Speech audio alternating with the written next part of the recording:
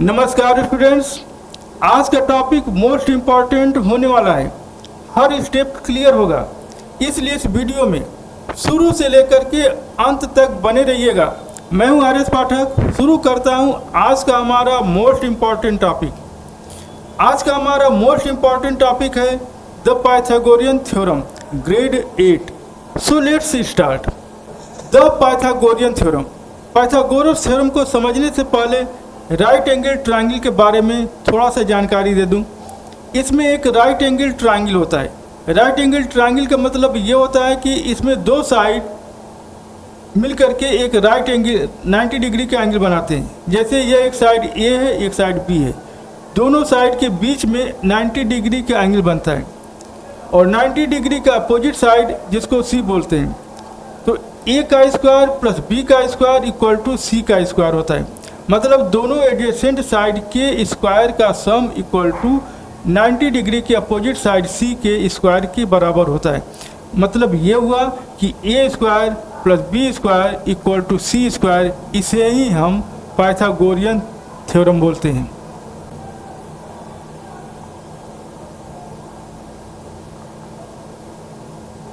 तो आप लोग पाइथागोरियन थ्योरम समझ गए होंगे। The proof. The Pythagorean theorem is demonstrated through a geometrical proof as follows. A square plus B square equal to C square. A को हम मान रहे हैं 3, बी को मान रहे हैं 4, सी को मान रहे हैं 5। तो 3 का स्क्वायर प्लस 4 का स्क्वायर इक्वल टू 5 का स्क्वायर। 3 का स्क्वायर हुआ 9, 4 का स्क्वायर हुआ 16 इक्वल टू 5 का स्क्वायर हुआ 25। 9 plus 16 equal to 25, 25 equal to 25।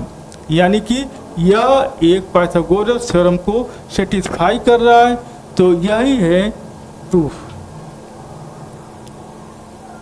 In today's lesson we will learn to apply the Pythagorean theorem to determine the unknown side lengths in 2 dimensions.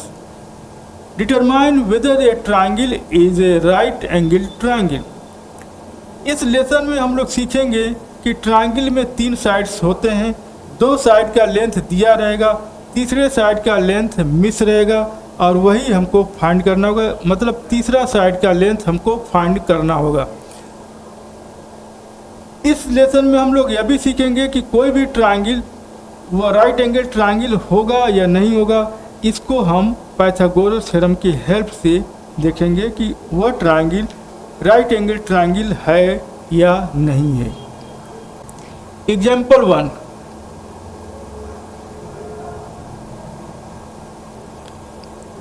इसमें एक question दिया हुआ है, find the missing side in the right angle triangle. यहाँ पर एक side 8 दिया हुआ है, दूसरा साइड 6 दिया हुआ है, तीसरा साइड क्वेश्चन मार्क है, यानी कि यह पूछ रहा है। तो और यहाँ पर एक राइट एंगल ट्रायंगल यानी 90 डिग्री का एंगल दिया हुआ है। तो 90 डिग्री का एंगल है यानी कि राइट एंगल ट्रायंगल है। तो हम इसमें पाइथागोरस थ्योरम लगा सकते हैं। और पाइथागोरस थ्योरम होता क्या है? तो ए का स्क्वायर प्लस बी का स्क्वायर इक्वल टू सी का स्क्वायर। यही है पाइथागोरस थ्योरम। अब हम इसमें लगाएंगे, ए के जगह पर रखेंगे 6। यहाँ पर यह ए है, ये यह बी है। तो 6 का स्क्वायर प्लस 8 का स्क्वायर इक्वल टू सी का स्क्वायर। मतलब हमको फाइंड करना है। 6 का स्क्वायर हुआ 36, 8 का स्क्वायर हुआ 64, सी का स्क्वायर मतलब सी स्क्वायर ही रहेगा। सी स्क्वायर की वैल्यू आ जाएगा 36 प्लस 64 100। तो सी की वैल्यू आ जाएगा √100 यानी कि 10। तो ये हमारा सी की वैल्यू यानी अननोन वैल्यू आ गया हमको 10। एग्जाम्पल 2 देख लेते हैं। एग्जाम्पल 2 में क्या दिया हुआ है? Find the missing side in the right angled triangle. इसमें यह एक साइड 7 सेंटीमीटर का दिया हुआ है, यह साइड 11 सेंटीमीटर का दिया हुआ है, ये साइड अननोन है, क्वेश्चन मार्क है, यानी कि यही हमको फाइंड करना है। तो इस ट्रायंगल में हम राइट एंगल ट्रायंगल है, क्योंकि ये 90 डिग्री है तो राइट एंगल ट्रायंगल है, तो हम यहाँ पर पाइथागोरस थ्योरम लगाएंगे। पाइथागोरस थ्योरम होता क्या है, तो A square plus B square equal to C square, यही पाइथागोरस थ्योरम है। अब हम यहाँ पर लिखेंगे ए के जगह पर 7 लिखेंगे, यानी कि यह ए है, यह बी है, क्वेश्चन मार्क की जगह पर हम बी लिखेंगे, और यहाँ पर सी के जगह पर हम 11 लिखेंगे। तो 7 का स्क्वायर प्लस बी का स्क्वायर इक्वल टू 11 का स्क्वायर। 7 का स्क्वायर होगा 49, बी स्क्वायर सेम रहेगा, ये बी स्क्वायर सेम रहेगा क्योंकि हमको फाइंड करना है।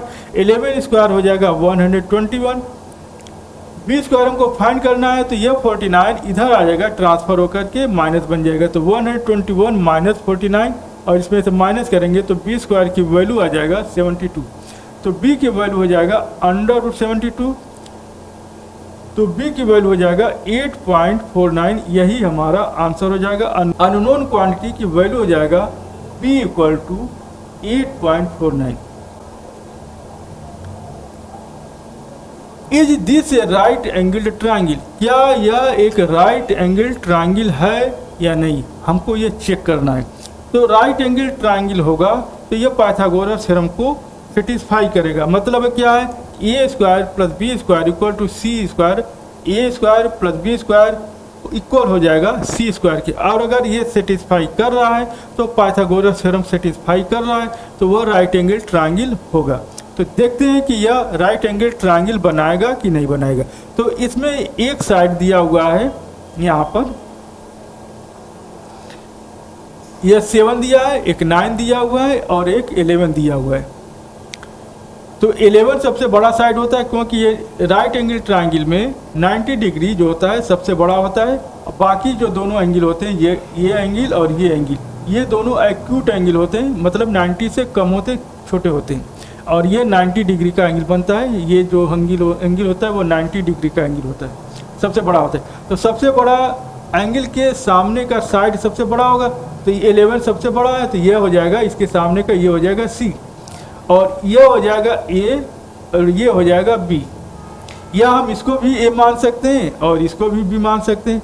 यह ए और बी आपस में इंटरचेंज होते रहते हैं, इसको हम कभी ए मान लेते हैं, कभी इसको बी मान लेते हैं, कभी हम इसको बी कभी हम इसको ए मानते हैं, कभी इसको बी मानते हैं। तो इस ए और बी आपस में इंटरचेंज होते हैं, क्योंकि यहाँ पर दोनों का प्लस होता है, और प्लस में चाहे 5 + 4 लिखो 9 आएगा, चाहे 4 + 5 लिखो 9 आएगा। उल्टा सीधा करने से, आगे पीछे करने से वैल्यू चेंज नहीं होता है, तो ये वैल्यू चेंज नहीं होगा। चाहे ये आप इसको लिखो ए, चाहे इसको लिखो बी, या इसको लिखो बी, इसको लिखो ए, कोई प्रॉब्लम नहीं। अब हम आते हैं, या ए का स्क्वायर मतलब है कि सबसे बड़ा साइड 11 है, 11 का स्क्वायर हो जाएगा 7 के स्क्वायर प्लस 9 के स्क्वायर के बराबर। तो 9 का स्क्वायर हुआ 81, 7 का स्क्वायर हुआ 49, और यहाँ पर सी की वैल्यू 11 दिया है, तो 11 का स्क्वायर हुआ। अब इन दोनों को ऐड करेंगे 81 49, तो आएगा 130, और इधर आ रहा है 121, तो 130 और 121 दोनों इक्वल नहीं है, ये दोनों इक्वल नहीं है, यानी कि पाइथागोरस थ्योरम अप्लाई नहीं हो रहा है, ये पाइथागोरस थ्योरम अप्लाई नहीं हो रहा है। तो जिस ट्रायंगल में पाइथागोरस थ्योरम अप्लाई नहीं होता है वो राइट एंगल ट्रायंगल नहीं होता है, तो यह राइट एंगल ट्रायंगल नहीं होगा। ठीक है, अब आगे बढ़ते हैं। प्रैक्टिस क्वेश्चन से 4 प्रैक्टिस क्वेश्चन दिए हुए, क्वेश्चन 1, क्वेश्चन 2, क्वेश्चन 3 और क्वेश्चन 4, ये 4 प्रैक्टिस क्वेश्चन दिए हुए, इसको एक एक करके देखते हैं। क्वेश्चन 1 पर आते हैं। यह एक राइट एंगल ट्रायंगल दिया हुआ है, बना हुआ मतलब ये 90 डिग्री का एंगल है, तो 90 डिग्री का एंगल है, तो इसमें 90 डिग्री के एंगल का मतलब राइट एंगल ट्रायंगल है, तो इसमें पाइथागोरस थ्योरम लगेगा। तो पाइथागोरस थ्योरम होता क्या है, तो पाइथागोरस थ्योरम होता है कि A square plus B square equal to C square. तो यहाँ पर यह ए का मतलब है, ए का मतलब यहाँ पर 4 है, या ए हो जाएगा, या बी हो जाएगा, या आप इसको ए मान लो, इसको बी मान लो, इसमें कोई प्रॉब्लम नहीं। ए और बी आपस में इंटरचेंज होते हैं, आप बदल सकते हैं प्लस करने में, चाहे 4 + 5 लिखो 9 होगा, चाहे 5 + 4 लिखो तो भी 9 होगा। तो 4 का स्क्वायर प्लस 5 का स्क्वायर इक्वल टू, ये अननोन है, ये हमको फाइंड करना है, क्वेश्चन मार्क है, तो सी का स्क्वायर हो जाएगा 4 का स्क्वायर प्लस 5 का स्क्वायर। ऐड करेंगे, ये आ जाएगा 16 और ये आ जाएगा 25, 5 का स्क्वायर 25, 16 25 ऐड करेंगे 41 आ जाएगा। सी स्क्वायर की वैल्यू आ जाएगा, सी स्क्वायर की वैल्यू आ जाएगा 41, तो सी की वैल्यू आ जाएगा अंडर रूट 41, सी की वैल्यू आ जाएगा अंडर रूट 41 और इसका स्क्वायर रूट निकलेगा 6.40। तो यहाँ पर सी अननोन था, इसकी वैल्यू आ जाएगा 6.40। क्वेश्चन नंबर 2 पर आते हैं। क्वेश्चन नंबर 2 में ये राइट एंगल ट्रायंगल है, यानी कि ये राइट एंगल ट्रायंगल है तो पाइथागोरस थ्योरम लगेगा।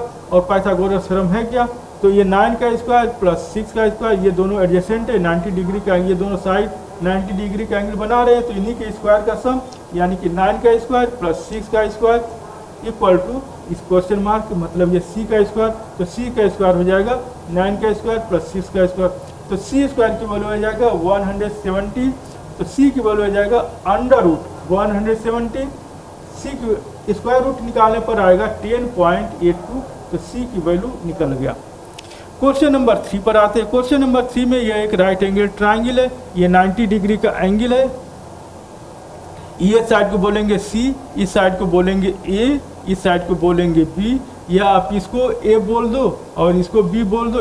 आप ए और बी आपस में बदलते रहते हैं, कभी इसको ए मान लो, कभी इसको बी मान लो, कभी इसको ए मान लो, कभी इसको बी मान लो, कोई प्रॉब्लम नहीं, क्योंकि प्लस होते हैं, प्लस में हम लिख सकते हैं ऐसा।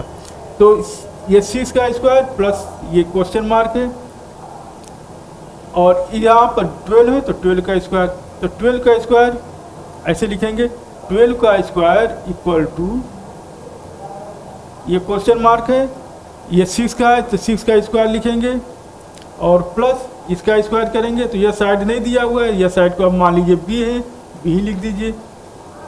आप इसको ए भी लिख सकते हो, ए भी यहाँ पर कोई प्रॉब्लम नहीं, यहाँ पर ए लिख दो, मतलब इस साइड को आपको निकालना है। तो यहाँ पर 12 का स्क्वायर आ जाएगा 141 माइनस 6 का स्क्वायर 36, इधर आ जाएगा 36 और इधर हो जाएगा ए स्क्वायर, तो ए स्क्वायर की वैल्यू आ जाएगा 108 और ए की वैल्यू यहाँ से निकल जाएगा 10 अंडर रूट 108 अंडर रूट 108 और निकाले स्क्वायर रूट निकालेंगे तो आएगा 10.39, तो ये हमारा आंसर हो जाएगा। उसी तरह से क्वेश्चन नंबर 4 दिया हुआ है, ये 90 डिग्री का एंगल है, यह साइड 8 दिया हुआ है, यह साइड अननोन है यानी क्वेश्चन मार्क है, ये हमको फाइंड करना है। यह 15 दिया हुआ, यह सी है, तो सी का स्क्वायर इक्वल टू फार्मूला लिखेंगे पाइथागोरस थ्योरम का, C square equal to A square plus B square, C square मतलब 15 का square equal to question mark plus 8 का स्क्वायर। तो हम इसको मान ले रहे हैं, सी के जहाँ पर लिखेंगे यहाँ पर 15 का स्क्वायर इक्वल टू यहाँ पर 8 का स्क्वायर है या 8 का स्क्वायर और प्लस, अब इसको हम लिखेंगे ए लिखेंगे या बी लिखेंगे, कोई प्रॉब्लम नहीं, आप इसको ए भी लिख सकते हो और आप चाहो तो इसको बी भी लिख सकते हो, कोई प्रॉब्लम नहीं। हम मान ले रहे हैं यहाँ पर यही लिख रहे हैं, यही लिख दिया है यहाँ पर ए स्क्वायर, और इसको ट्रांसफर करके लाइए, 8 स्क्वायर 64 होगा, इधर आएगा माइनस हो जाएगा और 225 में से 8 का स्क्वायर 64 को माइनस करेंगे तो ये आ जाएगा 161 और 61 का स्क्वायर रूट निकालेंगे, क्योंकि ए स्क्वायर है, हमको निकालना है ए की वैल्यू, तो ए की वैल्यू निकालने का मतलब है कि ए इक्वल टू लिखेंगे अंडर रूट 161 और इसका स्क्वायर रूट निकालने पर आएगा वैल्यू 12.69, तो ये हमारा आंसर हो जाएगा 12.69।